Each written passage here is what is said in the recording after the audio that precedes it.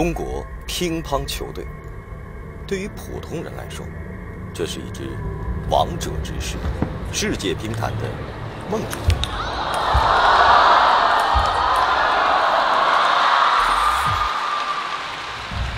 对于刘国梁来说，这是一支铁军，一支需要不断摔打磨练、需要不断涌现新颖的队伍。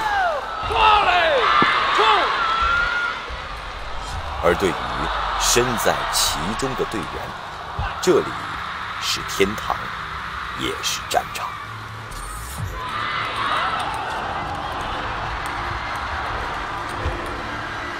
你不能跟我说你做不到，做不到你就该被他淘汰。漂亮，拼吧，每场都是决赛。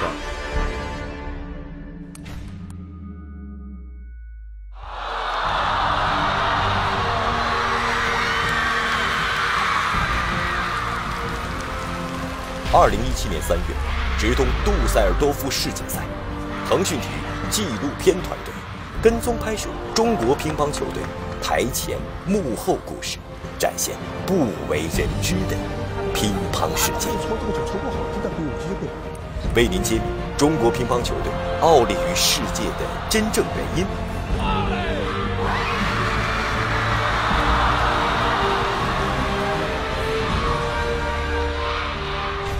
腾讯体育诚意奉献中国乒乓球队纪录片。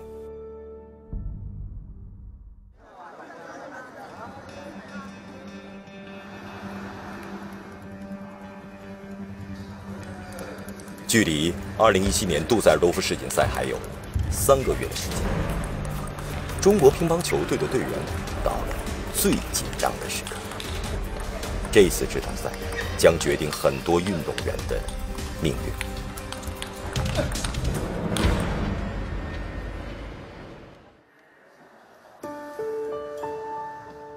直通赛2006年正式创办，它以规则多变、竞争残酷闻名。2006第1届直通赛直通不来梅，6分制，比国际规则少了5分。2009第3届直通赛直通横滨，4分赛，到4分翻成9分，直接打稳局。2013第6届直通赛直通巴黎，血战到底小组赛，必须连续战胜所有对手才能出线，否则重新比赛。2016第9届直通赛直通吉隆坡，9局5胜制，比国际规则7局4胜多出2局。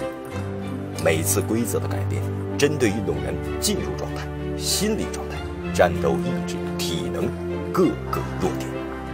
因为我把自己当成他们的对手，我是最了解这支球队，最了解这些队员，经常会用一些出奇的想法、出奇的做法、出奇的磨练，然后让他们百炼成钢。10年直通赛是中国乒乓球队奥运阵容交替的前哨战。北京奥运周期2王1马，伦敦奥运周期王皓、张继科、马龙，里约奥运周期马龙、张继科、许昕。中国乒乓球队元老、中生代、新生代在这里战斗交替。2017东京奥运周期第1年，马龙、张继科、许昕何去何从？是否会有新人来接替他们的位置？会是谁呢？地表最强12人直通东京正式开始。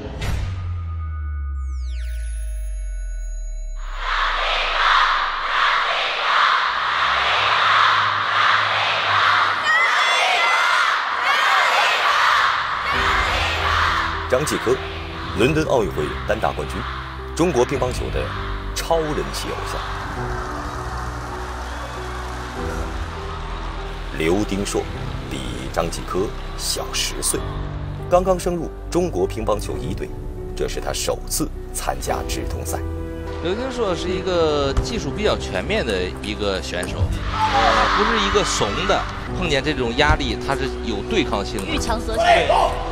这个是准备很充分，这个很充分。张继科虽然慢热，但也开始发动。其实他也在拼命在调动自己。你看这个小细节，就是拼命在压腿，就是说他要开始跑了，他要开始发动了。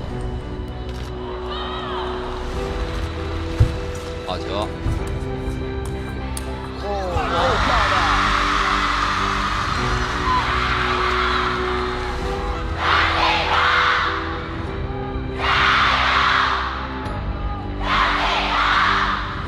张继科的打法依赖于强大的身体，常年的征战让他的身体有诸多伤病。刘丁硕察觉到了这一切，他拧张继科的正手，你看看，刘丁硕拼得很吃。刘丁硕的球落在球台不同的侧面，调动张继科的脚步移动。对了，哎呦，可惜啊！哇，漂亮！这个回合，这会儿对双方都是一个考验。没错。这样的话，刘丁硕是在10胜值11比8战胜了张继科，这样拿到了地表队江12人自己的首场比赛的胜利。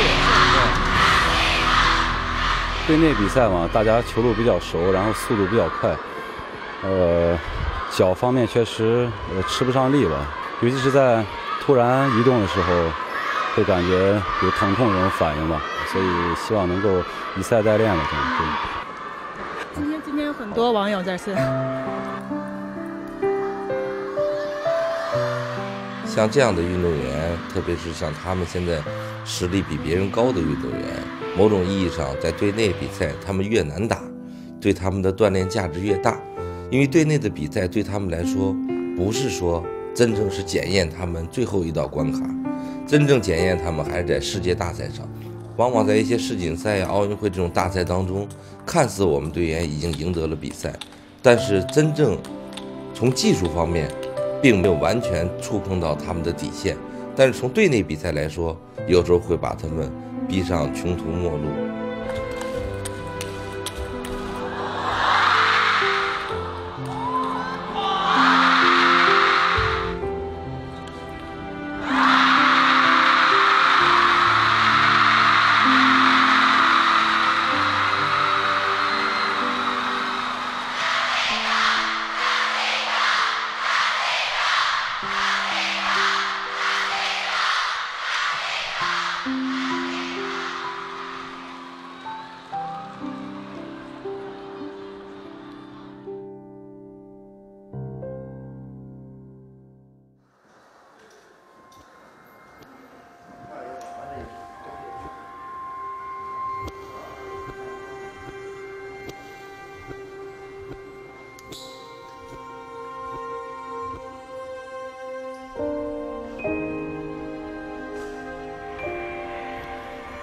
周瑜，张继科在国家队最要好的朋友。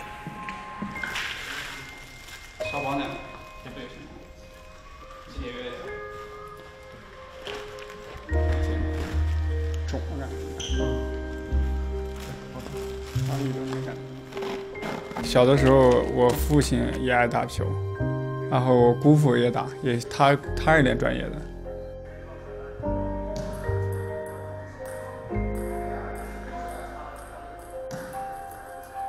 大家感觉都到国家队的水平都很接近，其实是接近里面有很多不同的那种综合条件在里边，包括把握机会的能力，包括一些临场的变化。跳！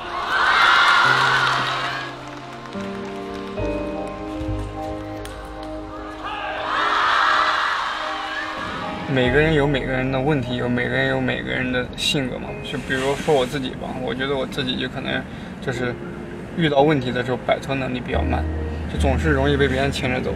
所以说这乒乓球可能不光是技术嘛，也有心理啊，也有战术变化呀，各个方面。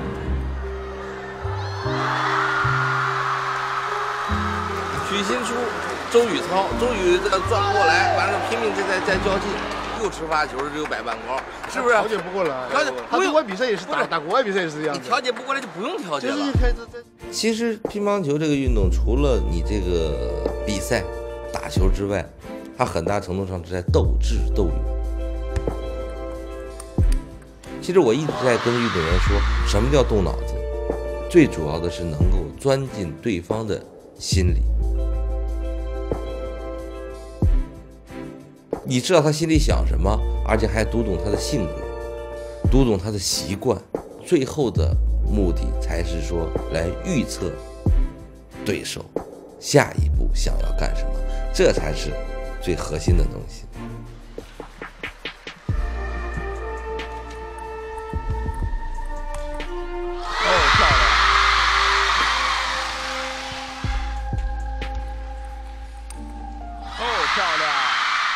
我觉得他对许昕的这个习惯线路特别了解，你发现了吗？他总是先动啊。哇，有一点疼啊！这个脚。对，还是受到了一些伤病的影响。这种大范围的球可能照顾的相对会差了一些。因为所有的比赛它都有一些不确定性和偶然性，这就是竞技体育的魅力。不要去害怕失败。3月5日，张继科与最好的朋友周瑜相遇。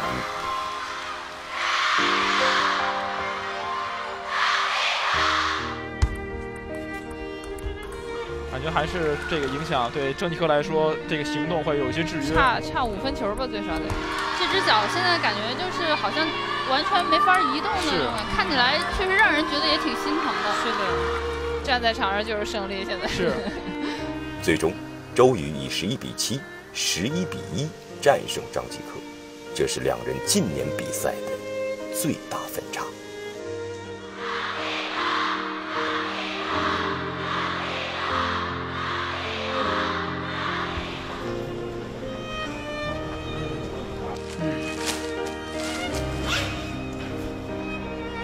也不知道他这个什么时候能好，他这个，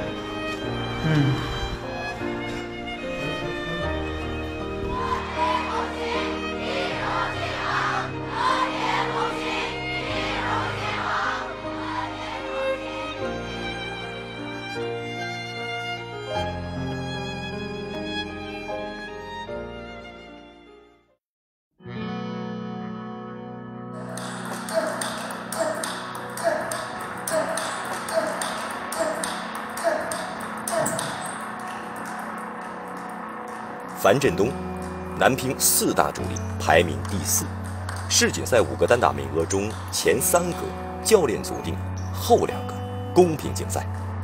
很多人认为，这位出生于1997年的年轻小将是最可能拿到第4张入场券的人。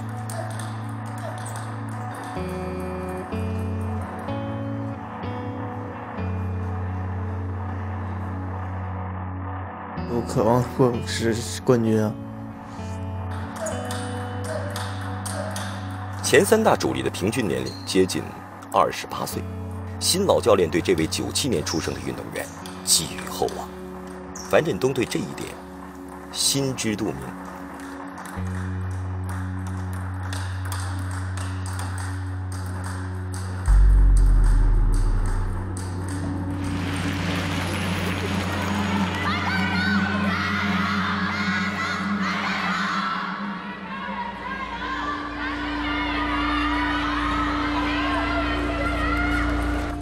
大循环比赛打的是一个综合能力，就各种打法，要适应各种打法，而且要不断调整自己的心态。过来！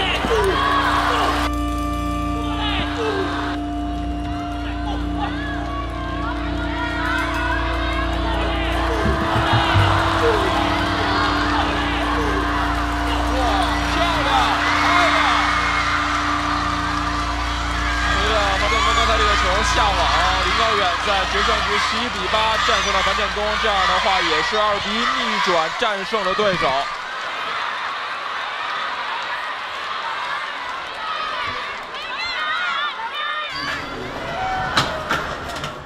我对第一场看的是比较重的，因为挺多人都说我慢热，也说我可能投入的不够快，特别想在第一场就有一个好的发挥，然后让后面就慢慢去自然去延续下去就可以。但可能第一场输完之后，我觉得自己还是有一些就是不开心嘛。第一场比赛失利后，还没有彻底调整过来的樊振东，又遇到了另一场意外。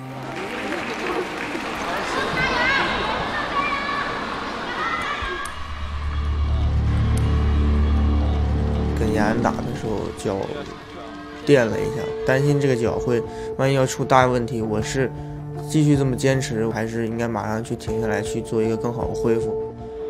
2场连输，意外负伤，樊振东有些迷茫，而留给他翻盘的机会并不多。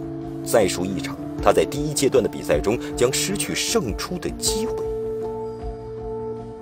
我觉得自己还有很多空间去挖掘，所以我觉得应该自己去逼自己一把，去突破一下自己。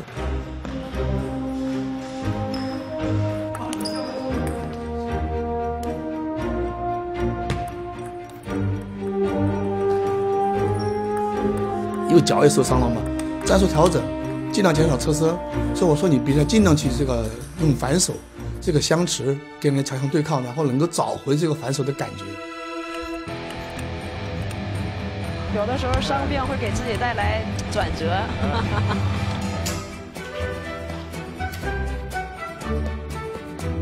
我觉得这次小胖呢，因为脚有点受伤，所以他整个站位往前靠了。对，反过来的球快。对，对他今后的这个技战术的这个组合啊，可能会起到一定的作用。对。在身体受到限制后，樊振东找到了获胜的突破口。然而，对于他来说，真正的挑战还没有开始。要想赢得这张世锦赛入场券，他必须去战胜队里排名第1的马龙。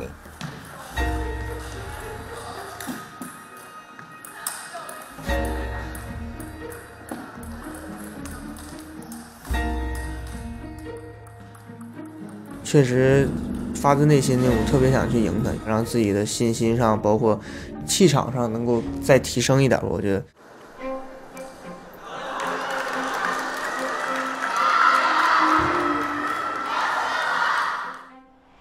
同为4大主力，与马龙的对决，樊振东一定设想了很多次，但也许从没想到过是在右脚负伤、一路波折的不稳定状态下开局。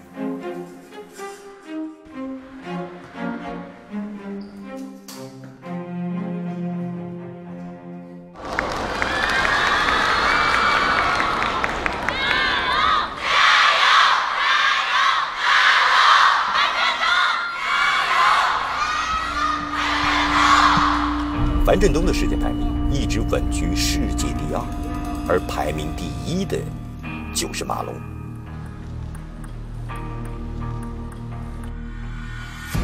马龙现在打球啊，看着真是很舒服。是，他技战术的组合，他比他们要多。哎呦，真漂亮！非常漂亮，一上来就发动啊！马龙打得很自如现在。而小胖呢，就是还叫实诚，全是实力球，但是碰上一个马龙这种非常能够变化的，可能今天难度不小。双方感觉缓过来了，很凶啊！我对他要求是，我现在看你比赛打得好或不好，就是看你能不能够斗智斗勇，不是说你靠你的硬打，就是你要打的东西一样，你能够做到见招拆招。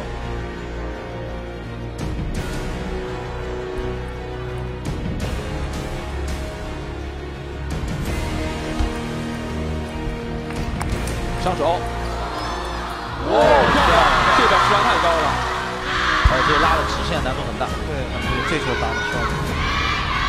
第2局、第3局全在马龙的控制当中，他实际上是很被动的。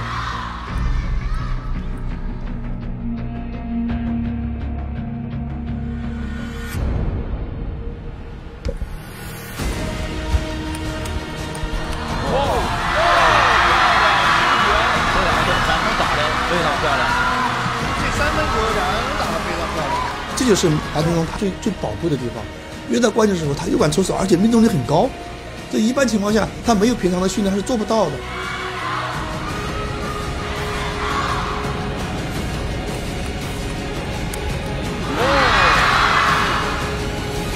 雷尔的樊振东的正手短，身材漂亮，速度很快。其实樊振东要想赢马龙，就得打出这种球。这样的话，何振东在比赛1000男的14-12战胜了龙队。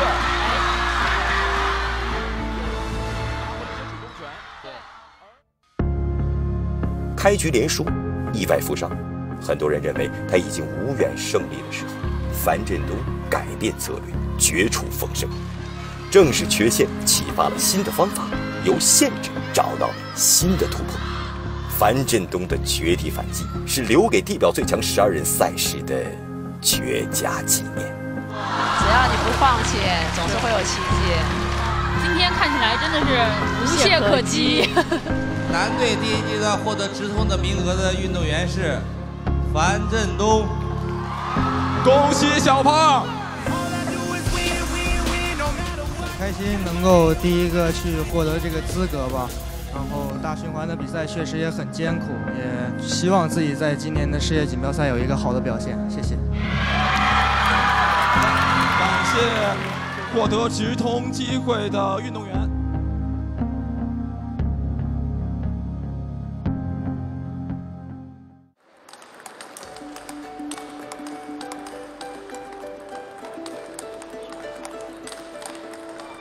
女队，中国乒乓的另一半江山。其中有一位队员最值得注意，刘诗雯，13岁进入国家队，19岁赢得世界杯单打冠军，当时就被大家称为天才少女。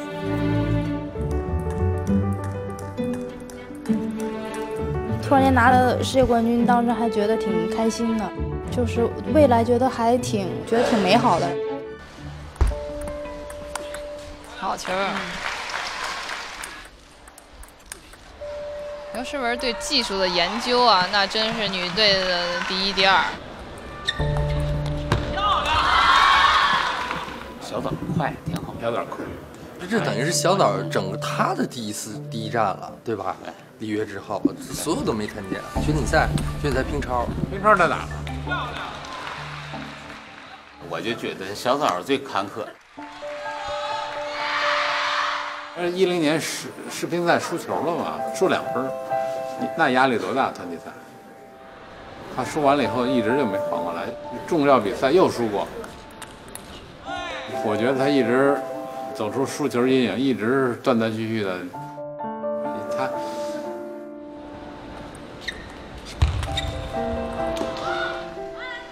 他自己说别着急。有人说单打冠军才是个人荣誉的最高峰。虽然刘诗雯拿了4次世界杯女单冠军，但在更有分量的世乒赛和奥运会上，她总是与冠军擦肩而过。2015年苏州世锦赛上，在丁宁负伤的情况下，刘诗雯心里出现波动，意外失手，这也直接导致2016年虽然世界排名第1，但是教练组没有选择刘诗雯参加奥运会女子单打。后面随着10年这种莫斯科的这种失利以后，逐渐又有一个这种爬坡的过程。然后这几年其实我觉得成绩也不是特别差吧，但是可能在几次的这种大赛当中，没有说拿到冠军，可能会有一点点遗憾吧。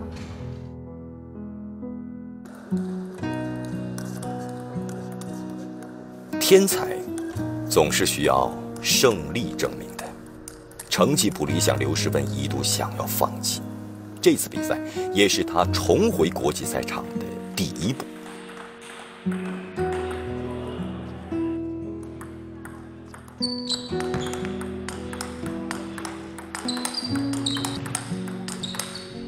手腕等一下，就下去了。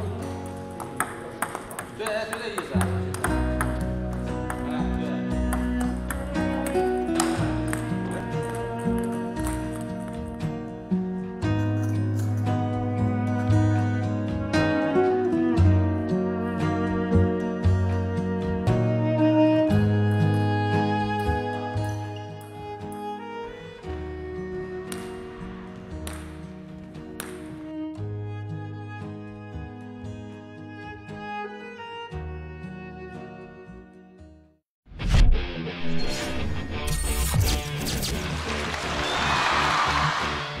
要拿到杜塞尔多夫世锦赛的门票并不容易。刘诗雯首先遭遇了94年出生的陈梦，现年23岁的陈梦正处于一个乒乓球运动员的黄金时期。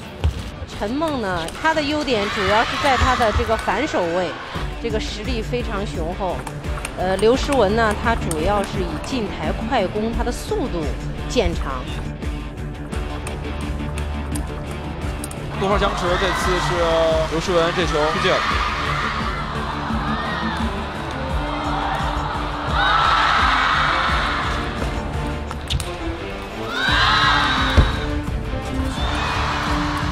我们看刘诗雯还是在陈梦的正手上面得了不少分。哦，漂亮！太漂亮了，这场！小角刘诗雯2比0拿下对手。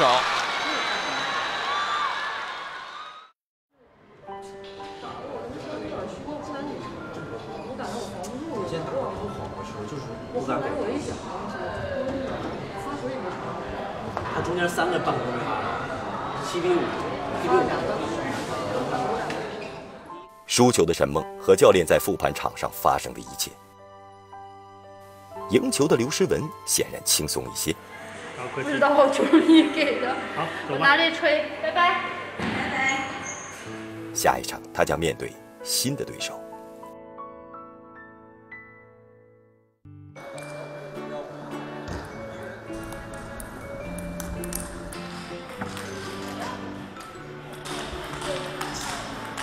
镜头恐惧症。18岁的王曼玉在场下还有些害羞，但是身高1.76米的她已经是新生代球员中的佼佼者。小希姐，谁输了？早姐赢了，早姐领先3比3。2016年的乒超联赛上，王曼玉曾经在0比2落后的情况下，连追3局，战胜刘诗雯。今天他们又一次相遇。王曼玉还是对他们这几个主力冲击力还是比较大的。漂亮！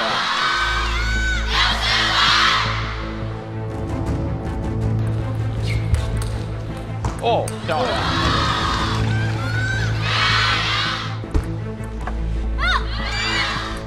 你看，还是抓住他的正手短。再来一拍。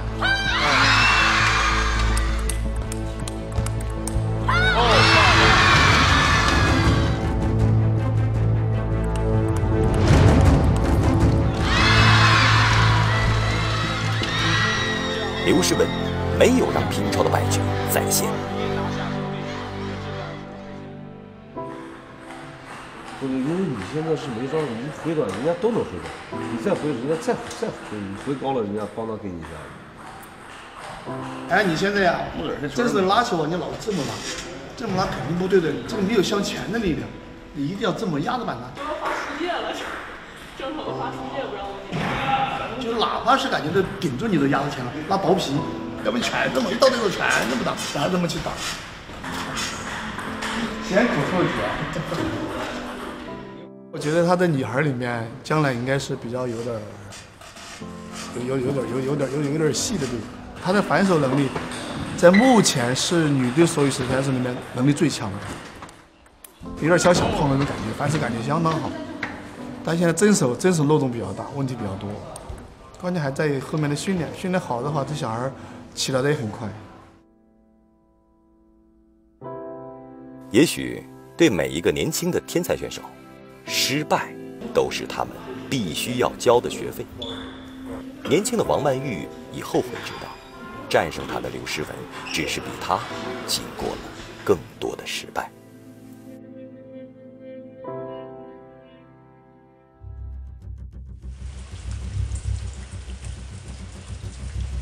3月7日，第一阶段比赛最后一天，杜塞尔多夫的第一张门票将会在今天产生。继2015年后，刘诗雯也将在此迎战丁宁。而此前，刘诗雯在这场赛事中一直保持着全胜的记录。刚刚才第一场的时候，正手使劲一拉，可能腿没到位，一伸胳膊就感觉抻了。9连胜。晚上输了怎么没打？晚上决一下。晚上我说晚上要是输了，前面多少连胜都没用。那你想积极点，你想办法不输。关键没把握是吧？刘诗雯看似轻松地说出了竞赛的残酷。虽然此前保持全胜，丁宁输了一场比赛，但是只要丁宁赢了刘诗雯，两人积分相同，根据互相胜负关系，丁宁将胜出。换句话说，要想拿到世锦赛门票，刘诗雯必须战胜丁宁。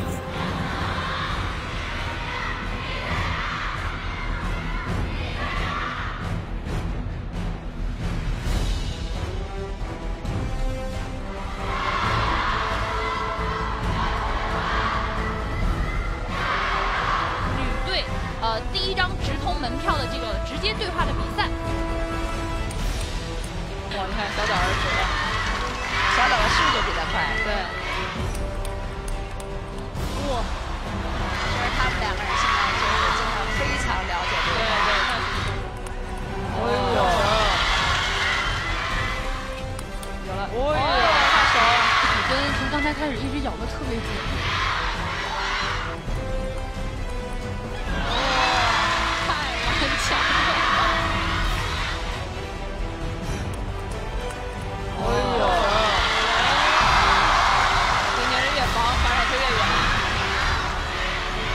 丁宁和刘诗雯，两人展开了世界级的对攻。第一局比赛，紧咬。还是否认的，算怎么说要一定要改进正手啊。其实丁宁打落后球比领先球好。丁宁他属于那种就是借人家的力，周旋能力特别强，太极是吧？对。第二局紧咬，这场比赛没有防御。只有对攻。这个是左手的优点。对，反手哇！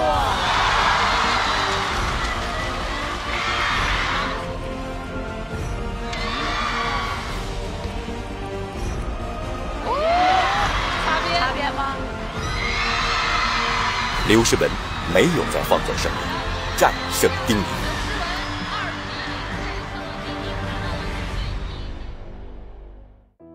刘诗雯，你好厉害！你这次比赛你一场没输，连赢了11个人，无愧地表最强啊！没有打之前真没想到，然后因为有一段时间其实没有出来比赛，然后其实这次就是做好自己能够有一个全新的面貌。最后一场我觉得有点运气吧。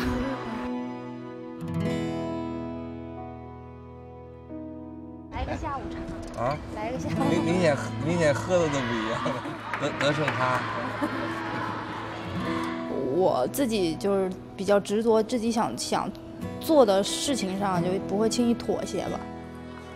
像刚出道的时候就感觉特别美好打球，然后赢也很容易，慢慢后面意识到这种竞技体育的残酷，努力了很多，有的时候结果可能跟自己想的也不一样，但是我觉得都得去面对嘛，这些除非说你不打了，你就选择放弃。也是真的有想过说如果不打了退役了这样有过这样的想法，但是后面想一想，还是挺舍不得的。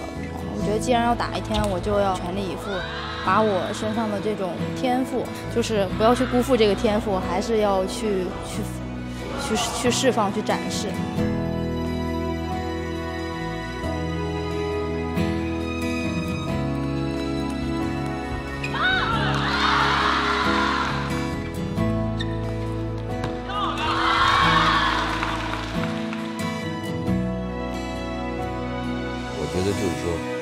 我更看重的是运动员在困难时候他们激发的潜能。我挑队员绝对不是挑他顺了怎么样，一定是挑他在困难的时候他还有没有力量再重新崛起。因为只有这样的运动员，他才不惧怕困难，他才能够克服困难，他才能够战胜困难，才能够达到我说的高于实战、强于实战、难于实战。如果这些他都具备的话，我就可以放心的让他在国际赛场上驰骋。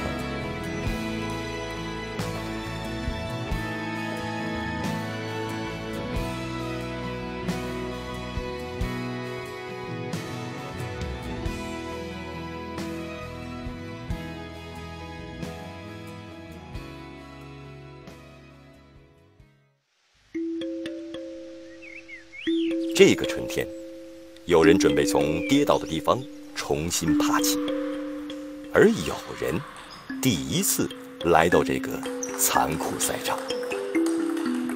我准备回了，多练一下，保持一下来。哦，真不练了，哥，也不差这1分钟10分钟。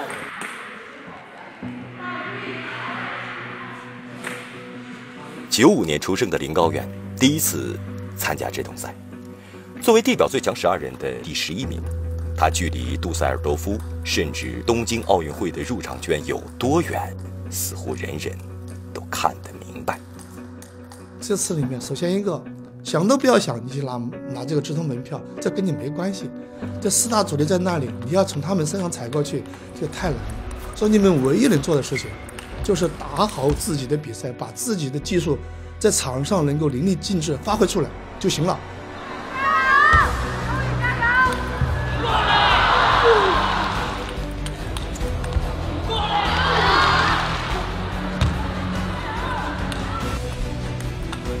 淋漓尽致，战胜樊振东、许昕，林高远成为开赛以来最大的黑马。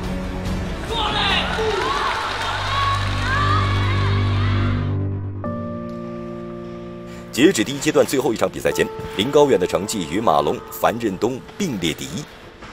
如果能战胜马龙，杜塞尔多夫世锦赛的门票将属于林高远。对于年轻的运动员，这种一步登天又一步之遥的感觉，实在是甜蜜的痛苦。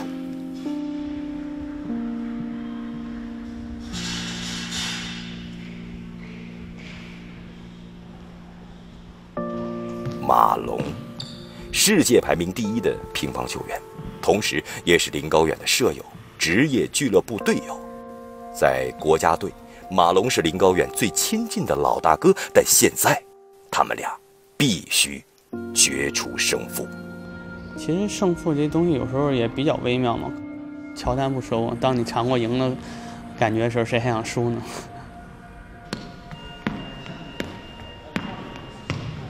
确实，当乒乓球运动员有的时候难就难在你只有靠冠军才能证明自己，你可能第2、第3，你就算打再好，你也没有用。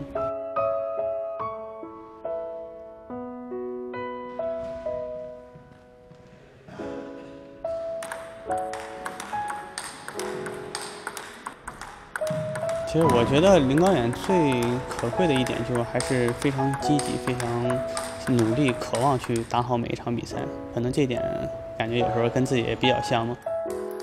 尽管现在他的这种还是跟最顶尖的运动员还有一点不足的地方，但我觉得他这种渴望、这种眼神，包括他平时训练当中这种投入，我觉得还让我有的时候也会非常感动的。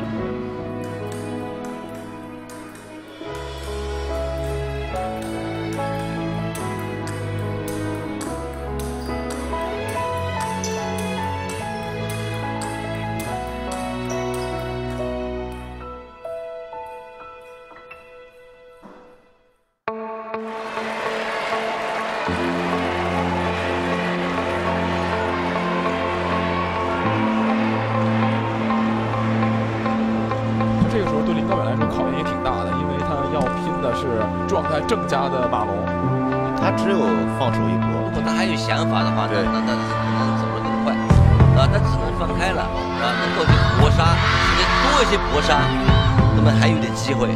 你要跟他打常规战，没戏。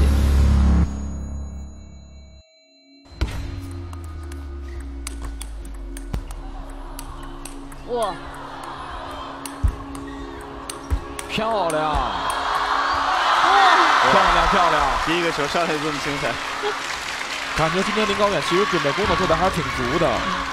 他们2个也是一个俱乐部，所以相互之间也应该来讲的话也比较熟悉，比较了解。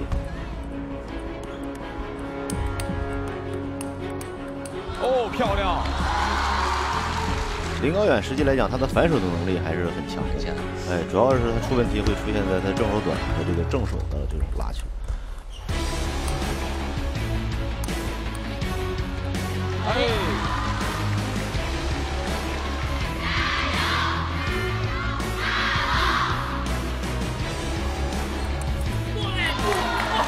林高远应该还是不错。好球！应该说，今天总的来讲，林高远打得还是不错的啊。对，林高远还是不错的。他在这么一个对马龙这么强大的对手面前，啊，作为一个年轻运动员，他还是比较尽力的，啊，敢打敢拼的去发挥自己的水平去。对。哦，质量真高啊！正反手这两个护的非常不错。出乎所有人的意料，林高远赢下于马龙的第一局。现在第二局，林高远9比8领先马龙，再赢下2个球，林高远将拿下比赛。哎呀，手平，这是一个机会啊！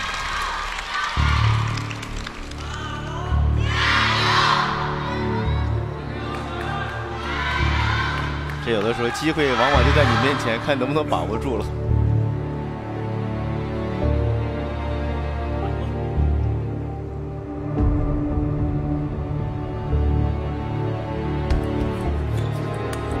哇！这个是什么？算计算好了，就这么大的一个角色，依然只能等着。对，这算好的。哎，你看，你看，我拿一个马给高远变形变开。你看，这下我估计把他弄乱掉了。又一个，又一个。其实主力队员像打到这种时候，虽然你会紧张，但是感觉他们的东西还是不够。对，你给马龙一点的这种喘息的这种机会，他就会给你抓住。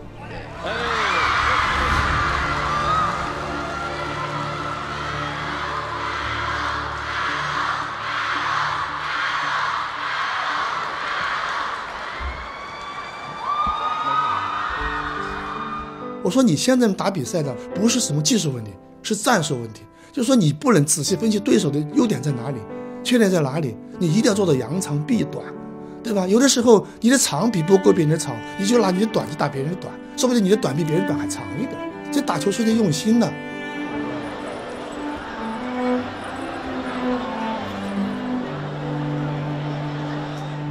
其实啊，你这场球啊，最主要输的就是还是心理。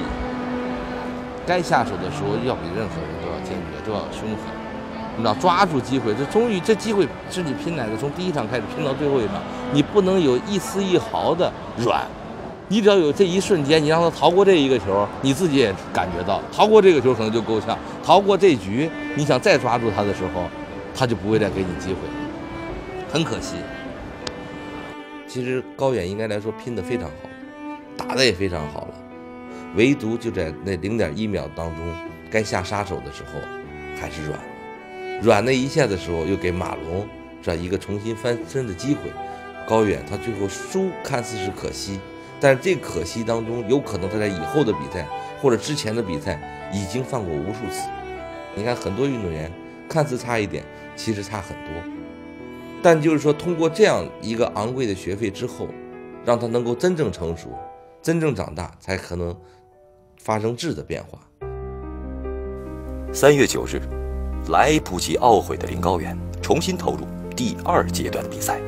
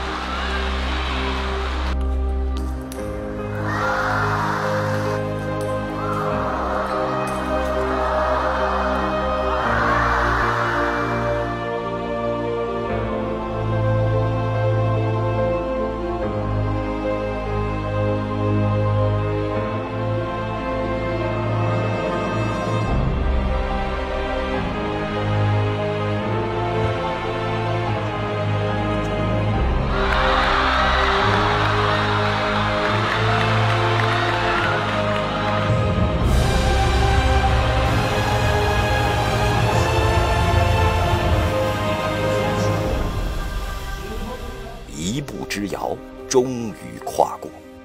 刘国梁评价林高远的出现，打破了男乒4大主力的旧格局，一个年轻人的传奇里程即将开始。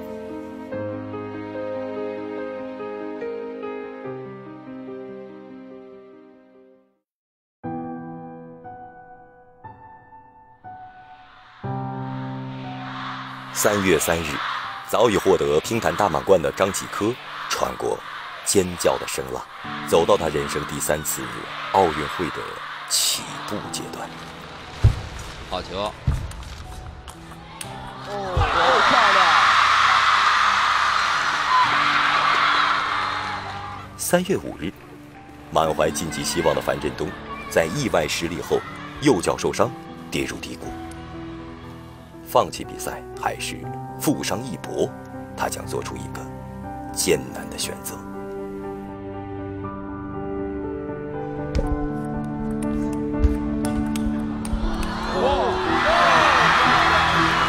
这2分3分打得非常漂亮，这3分球2人打得非常漂亮。3月7日，初次进入12强的林高远，以黑马的姿态一路过关斩将，走到第1阶段最后一场比赛前，世锦赛直通门票距离他仅有1步之遥。哇，漂亮！漂亮！同一天下午，刘诗雯走到丁敏的面前。2年前被对手击败，错失奥运单打名额的天才少女，再次来到这个赛场，来迎取迟到的入场券。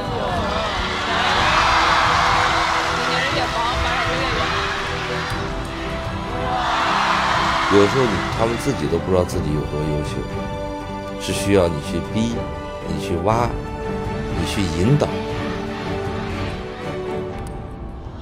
谁能想到，每个人都在这个赛场进行了一场惊心动魄的梦想之战，他们的成长、对抗、释放和惊喜远远超越了世锦赛门票，成为这个春天留给深圳的精神记忆。正如我们每个人的人生一样，当机遇与困难来临时，鼓起勇气，努力战斗，结局会不一样。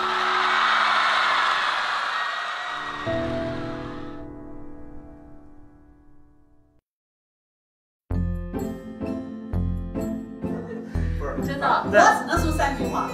看见你。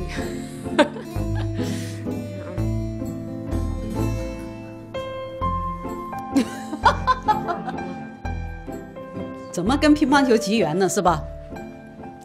最主要是我自己，喜欢乒乓球，这是受家庭的影响，对吧？就是说，自从干上这一行之后，就是特别爱它，胜过爱我一切。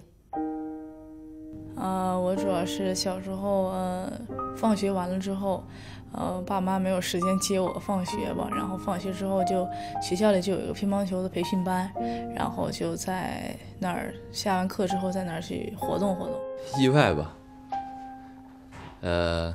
我不是主动去接触这个项目的，而是在幼儿园里，然后一个有乒乓球特色的学校去挑运动员，然后想挑一个反应快、机灵点的，我就这么入选了。可能是比较胖吧，然后小时候，为了就是锻炼一下身体，然后才打上的乒乓球。我是2003年4月3号的，早上左右，然后到的北京，到的国家队。应该是13年3月份的时候吧，觉得自己挺激动的。刚进国家队第1天，有点慌张，感觉一切都很陌生，完了又很兴奋。可能到了这个球馆，我觉得我就应该是这里的一员吧。感觉那个大门好像没有自己想象的那么大。真的进国家队了吗？然后每天都特别开心。就刚进去的时候，然后教练会说你不能那么开心，你要每天认真严肃的去对待你的乒乓球，就觉得这是已经走到一个真正的专业道路了，是这样。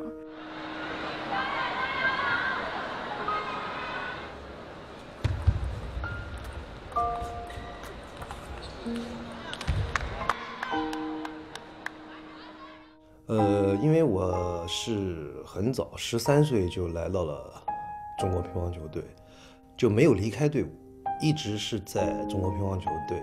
退役以后就直接转成了教练，一直到现在。我第一天应该是1996年的10月21号。其实那当天来，这个心情很忐忑，因为我从来没有进过国家队。过去当运动员的时候，也没来过国家队，而且一当教练，一下就到了国家1队，当时非常忐忑，我印象。这样一干就干了20年，今年整整20年。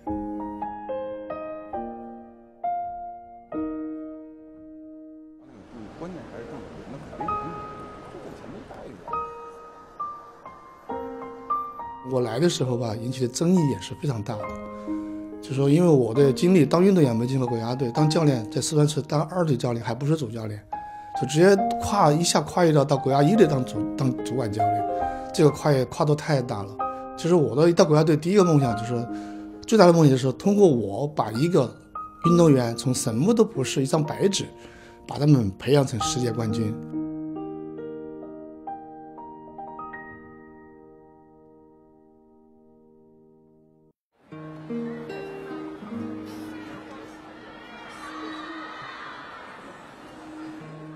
我很享受就是那种半决赛决赛的那种感觉，一些比赛它真正到半决赛决赛的入场会特别多的观众，然后就是那种感觉我觉得特别我喜欢啊，就是我喜欢一个球台只有我一个人在比赛，然后大家都在看，就很多人，我喜欢这样的比赛。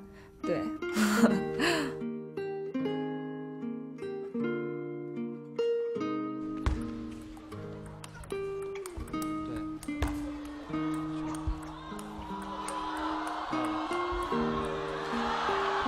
再来。既然自己选择的这项职业，就一定要把它做到最好。虽然最好每个人的最好的那个点不一样，但是我觉得能够把自己的最大的潜能发挥出来，或者是用出来，我觉得是在人生当中是一件很有意义的事情。所以，而且到最后一天，其实才是他们最累的时候。包括我现在季哥，其实一直没有选择退役。我觉得我们可能都会感觉自己还能再打一打。再次来到了据点啊！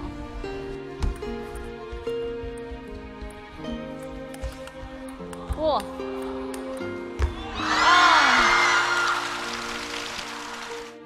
对，反正不是正常人能待的地方，就是比较，大家都是非常高手中的高手，精英中的精英嘛，所以在里边压力也会比较大，竞争也会比较激烈，所以我觉得还是在里边能够有自己的一席之地，还是比较骄傲跟自豪的吧。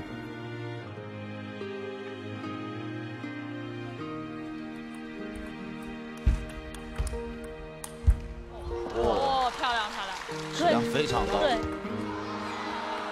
再来。哦，还救起来了。太漂亮了！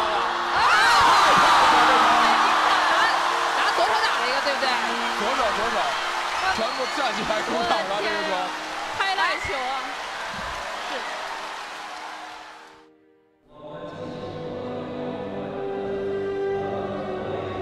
球队成就了我们这些所有的人，因为正是因为有这样的一个大的集体、大的家庭，才随时才能让我们感受得到。很感谢这个集体吧，教育我们做人做事，比赛的时候各方面的时候，生活上面都给我们很多的帮助吧。感恩这个球队能让我成长，能让我慢慢的走向成熟。感谢中国乒乓球队，给予我每一次的机会，对于我每一次的培养。感谢中国乒乓球队。感谢乒乓球，感谢乒乓球队，就是我目前的这些所有的荣誉应该归功于这个集体。没有这个光荣的集体，就不可能有现在的一切。非常感谢。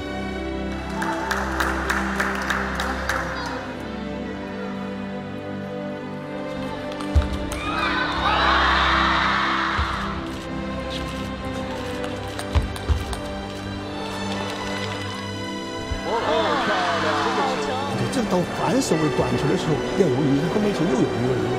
还是反问，算打球员一定要改进正手啊，只不过限制他。不要习惯性乒乓球真的是我的一切。